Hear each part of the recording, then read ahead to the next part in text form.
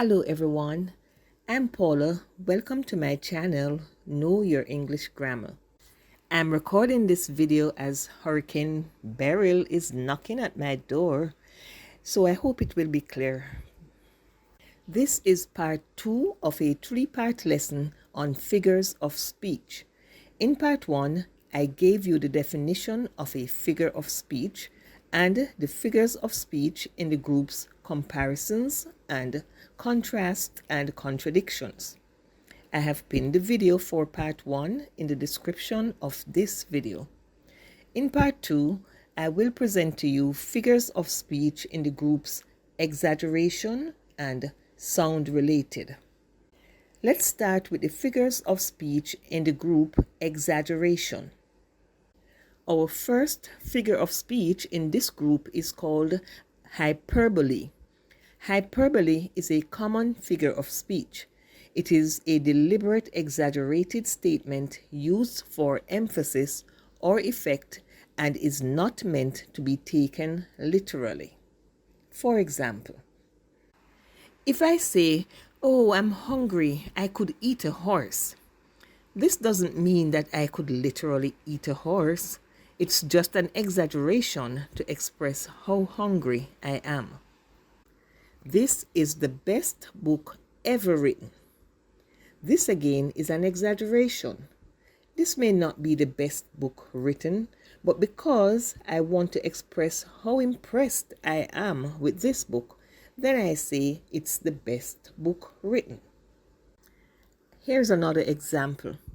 I love you to the moon and back. I know I cannot love you to the moon and back, but this is to express the depth of my love. It's immeasurable. So I say to the moon and back. So these figures of speech are called hyperbole. They are used to exaggerate. Our next figure of speech in this group is litotes. Litotes uses a double negative statement to express the opposite of what is meant.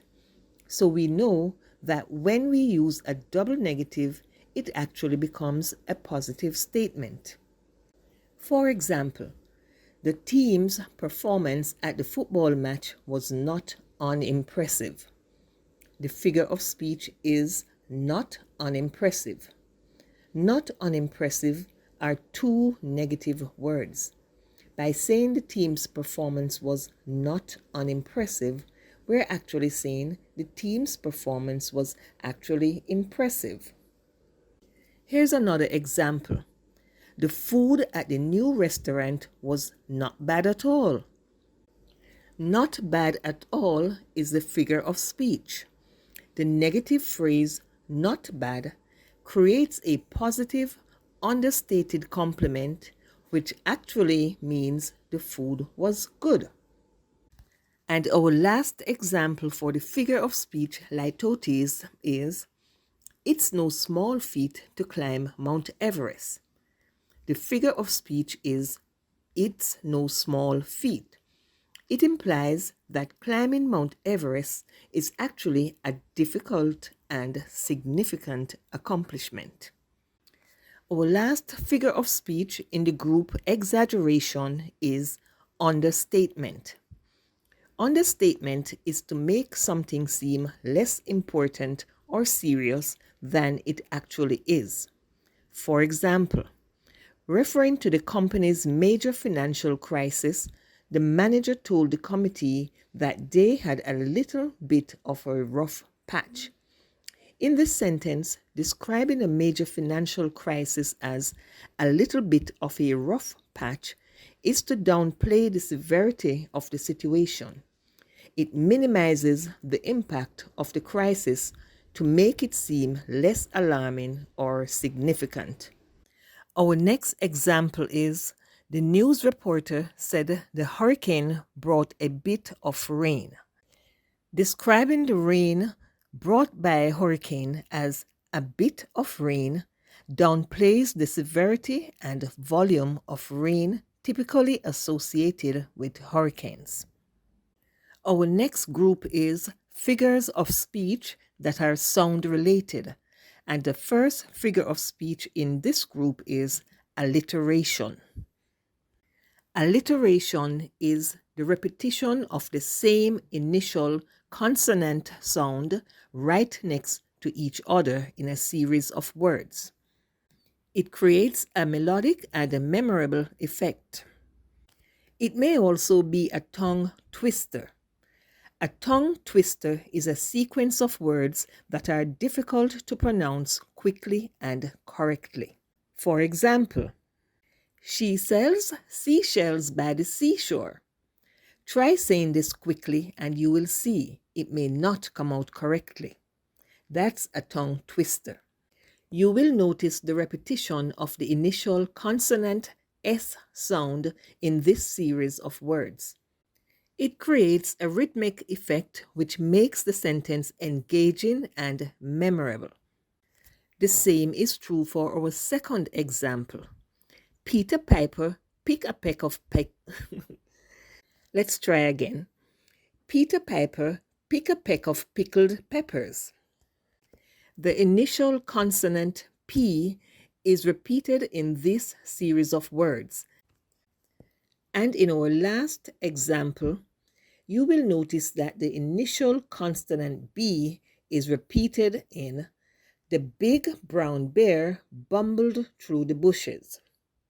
So that's alliteration for you. Now let's look at the next figure of speech in this group. This figure of speech is assonance. Assonance is similar to alliteration, except that with alliteration, the consonant sound is repeated, but with assonance, it's the vowel sound that is repeated. The vowels of the English alphabet are A, E, I, O, and U. So assonance is the use of words close to each other with the same similar vowel sounds to create a rhythmic sound. For example, the rain in Spain stays mainly in the plain. The repetition of the long A sound in rain, Spain, stays, mainly, and plain creates a rhythmic and harmonious effect. Our next example is, the light of the fire is a sight to admire. This sentence repeats the long I sound in light, fire, and admire to create a harmonious and pleasing auditory effect, emphasizing the beauty and appeal of the fire's light. And our last example is, I rose and told him of my woe. This repeats the long O sound in rose, told, and woe. The repeated vowel sound contributes to the lyrical tone of the sentence, enhancing the expression of sorrow or sadness. Our next figure of speech in this group is a big word, onomatopoeia, but it has a very simple role. Onomatopoeia is the use of words to imitate the actual sounds they describe. For example, silence your cell phones so that they do not beep during the meeting. Beep mimics the sound that cell phones make. The use of the word beep helps to convey the specific noise that the phones produce. Our next example is, the bacon sizzled in the pan, filling the air with a delicious aroma. The word sizzled imitates the sound that bacon makes when it is being cooked in a pan. This descriptive sound word helps to create a vivid sensory experience for the reader. And our third example is, the bees buzzed loudly as they flew from flower to flower. The word buzz imitates the sound that bees make when they fly. This auditory imitation enhances your experience by providing a specific and recognizable sound associated with bees. Well, that's it for part 2 of this lesson. I hope you found it useful. Please remember to watch part 1, which I have pinned in the description of this video, and look out for the final part 3, which will be immediately following this one. At the beginning of this lesson, I made the statement that Hurricane Beryl is knocking at my door. The figure of speech used is personification. That figure of speech will be covered in part 3 of this lesson. If you have not as yet subscribed to my channel, please do so now and turn on the notification bell so that you won't miss any of my lessons. Thank you again for joining. See you next time. Bye-bye.